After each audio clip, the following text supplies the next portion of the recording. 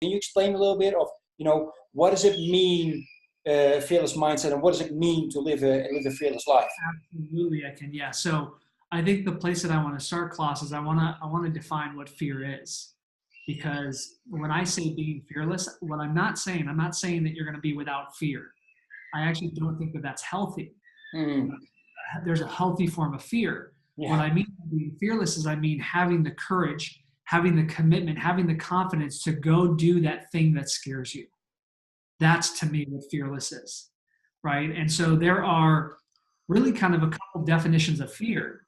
One is the feeling of agitation or anxiety caused by the presence of imminent danger. When we are in danger, we feel fear, right? Now, I never want to take that fear away from somebody. That keeps us alive, right? The problem is, the blessing, right? This is a blessing. This is not a problem, but very few of us are surrounded by imminent danger. If you're watching this video, there's plenty of people that are in a place where they wake up and they don't know if they're going to survive that day. So I'm not speaking to those extreme circumstances. What I'm speaking to is the people that are watching this on Facebook right now or watching the recording of this. We're pretty much in a safe environment right now, right? And there's not a lot of imminent danger.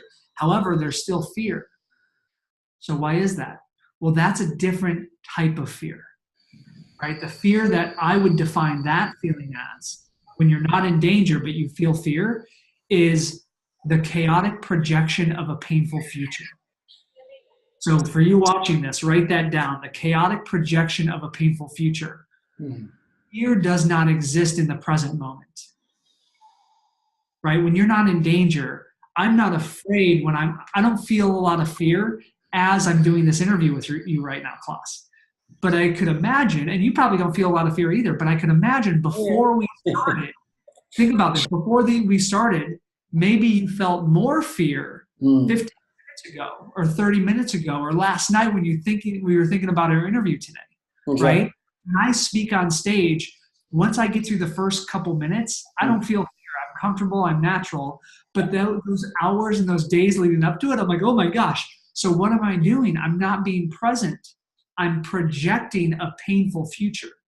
So to make this as simple as possible for your follower, for the person watching this, there's two ways to define fear. There's rational fears, and those are fears that keep you alive.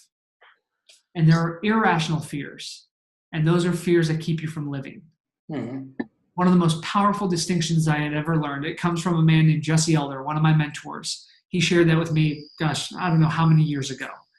And so if you imagine that you're woken up in the middle of the night, right, by a burglar breaking into your home, that fight or flight response, that fear that you feel, that's a good thing. I want you to feel that.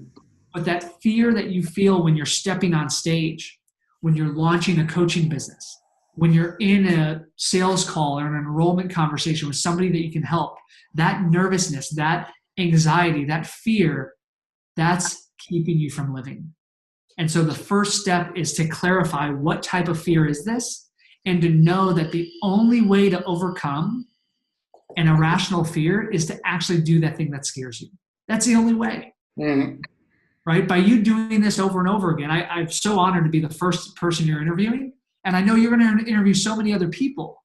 And the cool thing is by interview 10, by interview 50, by interview 100, you're going to be like, this is natural. This isn't scary, right?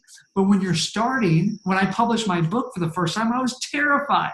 So does that help answer your question on how I would define fearless? Absolutely. That's really powerful.